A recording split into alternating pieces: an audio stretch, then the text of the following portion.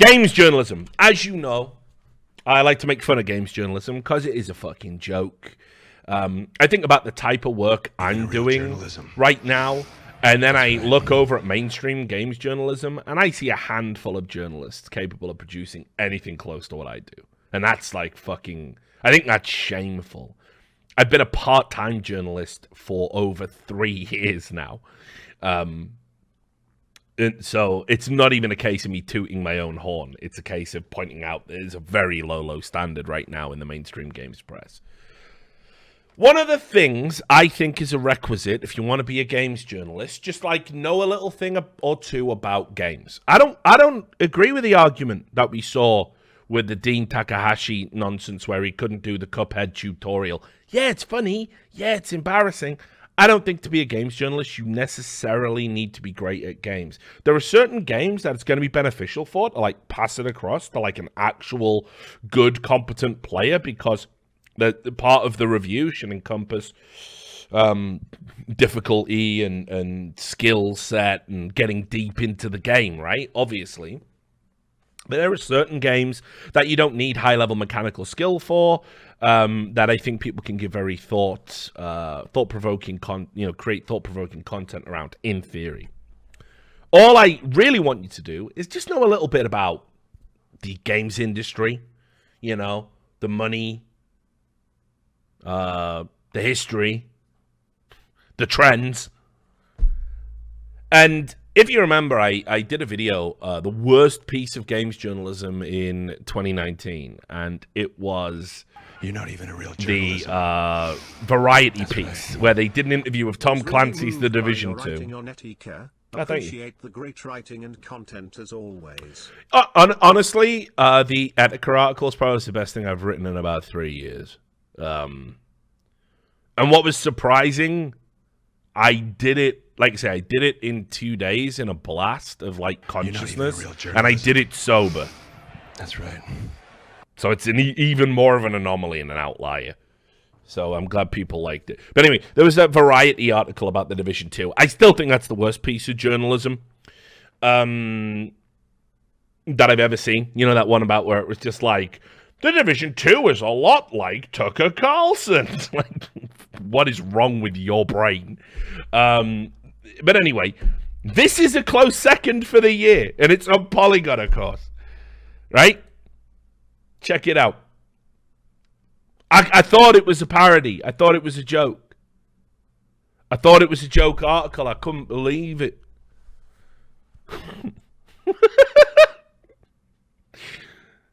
case you can't read, nothing wrong with that. Dota Underlords feels like a clone of Auto Chess.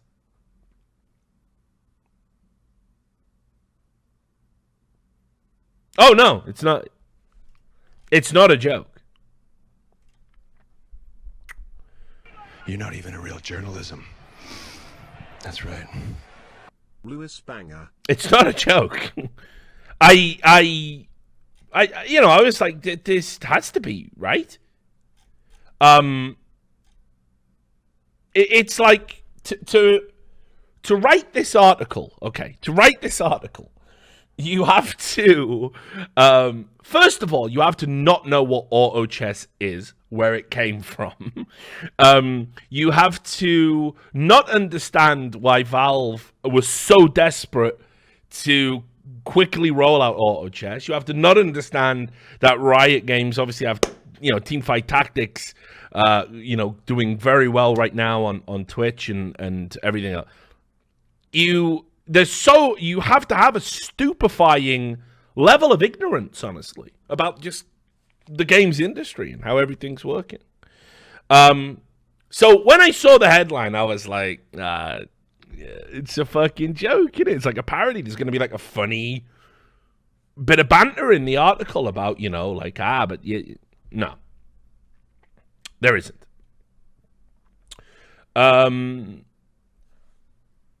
I'll give you some clues as to how it's not a joke. The fact that he then seriously uses this is a leap-off point to to actually assess why it's a clone and how it's a clone. It's crazy, right? So he says, Valve released Dota Underlords into closed beta last week with a planned open beta release date of June 21st. With the closed beta, the response from even die-hard auto chess fans has been underwhelming. Despite being its own game with some small differences, it manages to feel like a Valve-made clone of the already beloved mod. That's exactly what it was intended to be, by the way. It was exactly intended to be as close a clone of the mod as possible, using their own IP, because the people who made the mod originally, Drodo Studio, have signed an exclusivity deal to make a version of that game with a completely new IP over at Epic Games. And Valve had meetings with them and wanted to work with them, and it couldn't work out because Epic Games were offering them more money. Stop me if you've heard that before. But it doesn't understand that because of the IP issue, Valve were always going to be able to reclaim this. And the fact that why have they been so vehement to do it? Well, because they just released a Dota-themed game. You might have heard of it, called Artifact. It's one of the biggest gaming flops of all time.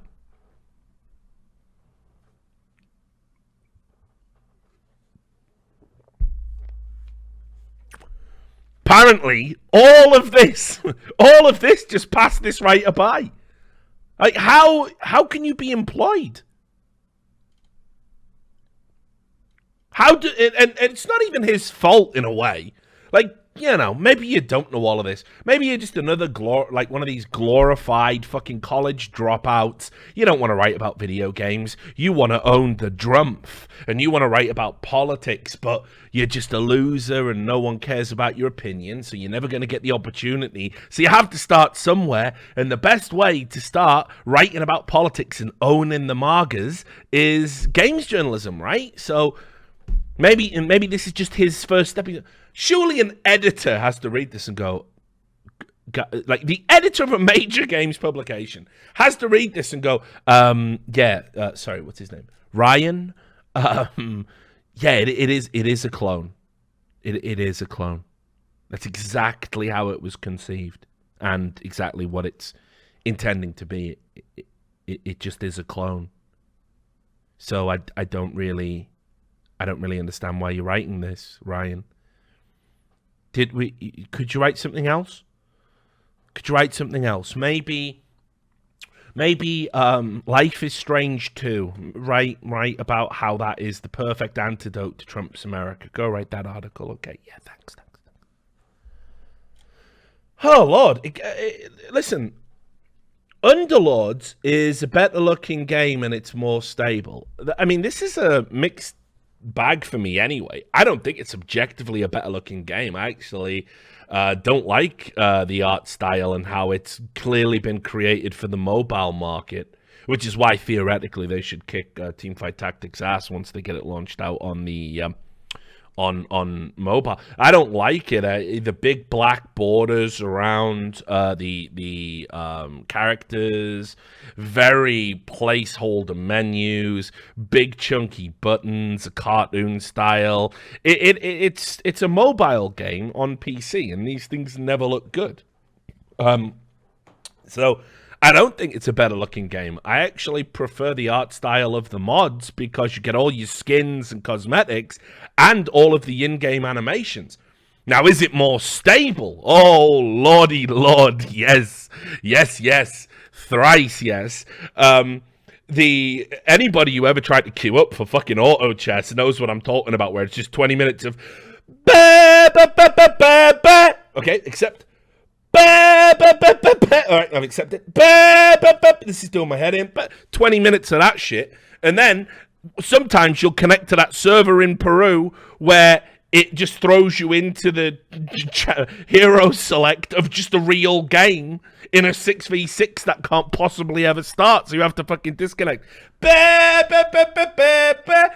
you're just queuing for fucking Ages. It's a nightmare. It was horrible. So, yeah, definitely Underlords nails that, right?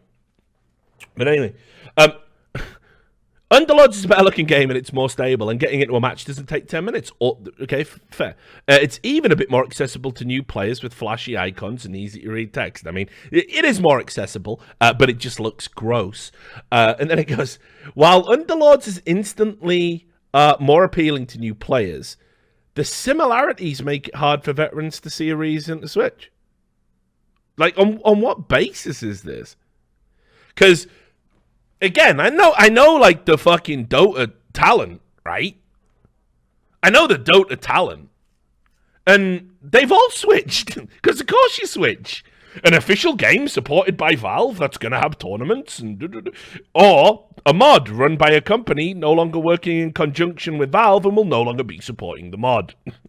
It's a no-brainer. You don't even have a decision to make. You just switch. Because if you don't, you play a mod that's no longer supported, and it's you and a bunch of people in fucking strange parts of the world that for some reason can't get the Underlords. I don't even know where that would be.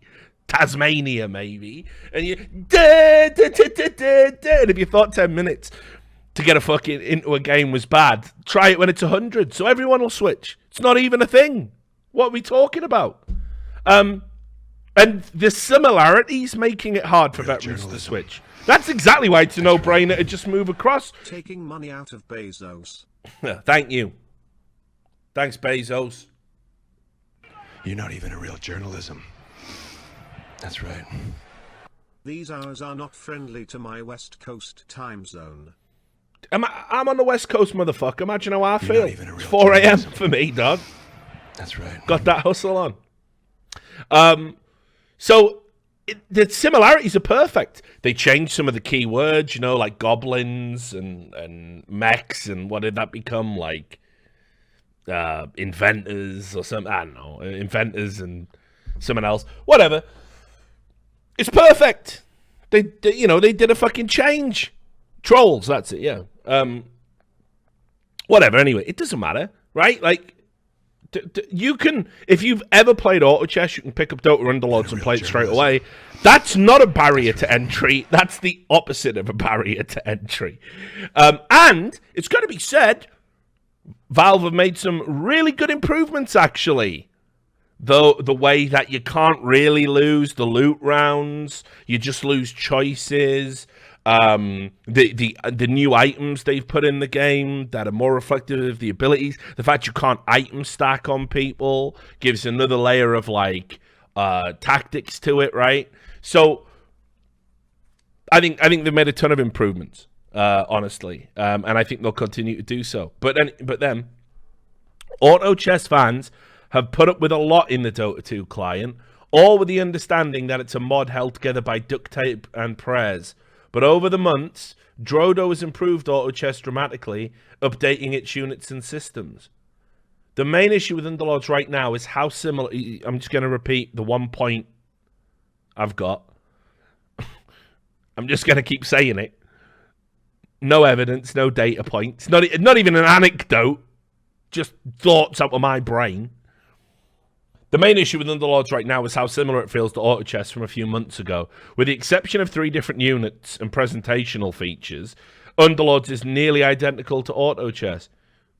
Most of the race or class benefits operate very, very similarly to the mod, and a majority of characters have the same abilities. Underlords feels like a small patch for auto chess and not its own game. I just can't even. It's rare I can't even, but I can't even. And then, it goes, yeah, like just in a war between auto chess, teamfight tactics, and Underlords, it's hard to see how the latter stands out. Well, first of all, again, remember, auto chess won't be supported. It might even be part of the exit deal. I have no insight into this, but it might be part of the exit deal. And I would imagine if I was Valve, I would have given this some consideration. There's negative press to weigh up against business sense, but I would have been like, Drodo, like, you've got your Epic Games deal. Like, close the mod down, please. They probably won't because it's Valve, and they generally don't tend to interfere on that level. But I can't think of many mods that are a direct rival to a game they're investing resources in. So that'll be interesting. But let's not pretend as well, by the way, that this is a huge battle in auto chess, right? There's 3 games. One with the Dota IP, the obligatory Riot games we're ripping off Dota because that's all we have, really. And then Epic Games who were going, hey, we're going to bring in Drodo. Do you want to still play auto chess with a bunch of cutesy cartoon characters? Not me. Not for me. Might work for kids. Don't work for me.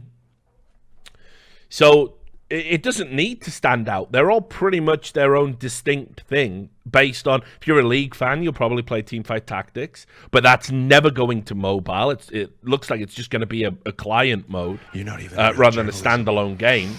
And then Underlords if you're a Dota fan. And then if you're on the Epic Games client and you just think, well, let's just play some kid shit. All right. And then he even says, like, so imagine this. Valve intends for Underlords to replace Dota Auto Chess, and it will in time. When Valve, okay, glad you agree.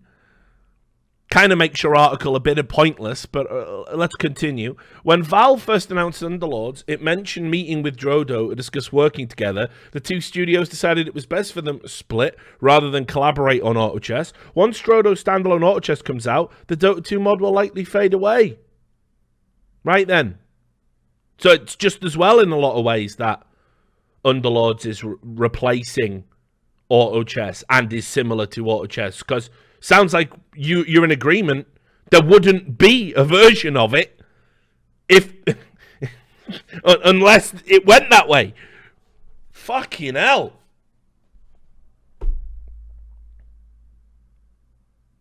It's ridiculous. I just can't even believe this. That you would just write this article. It's legit. Do you see what I mean? It's not even banter. It's not even a fucking piece of satire. Like, fucking beam me up.